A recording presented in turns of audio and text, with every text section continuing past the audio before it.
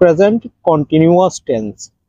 কোনো কাজ বর্তমানে হচ্ছে বা চলছে এরূপ বোঝালে প্রেজেন্ট কন্টিনিউয়াস টেন্স হয়ে থাকে।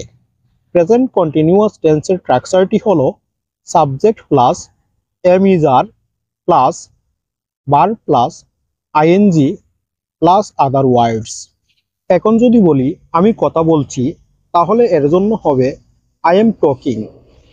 স্ট্রাকচারের গঠন অনুসারে প্রথমেই সাবজেক্ট আমি, এর জন্য আই বসেছে, তারপর অক্সিলারি ভার্ব হিসাবে আই এর সাথে এম বসানো হয়েছে, তারপর মেইন ভার্ব এর প্রেজেন্ট ফর্ম বা বেস ফর্ম টক, টকের সাথে আইএনজি যুক্ত হয়ে টকিং হয়েছে।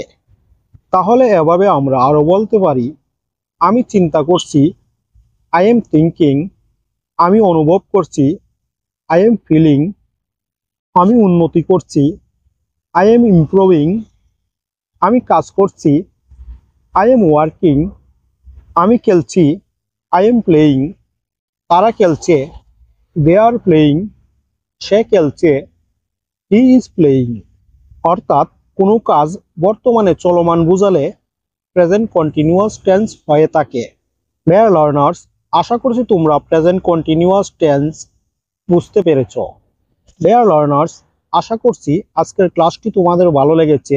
আর এই ক্লাসটি যদি তোমাদের ভালো লেগে থাকে তাহলে আমার চ্যানেলটি সাবস্ক্রাইব করে আমার সাথে যুক্ত থাকো, আর লাইক কমেন্ট অ্যান্ড শেয়ার করো। আজ এ পর্যন্তই। ভালো থাকো সবাই। আল্লাহ হাফেজ।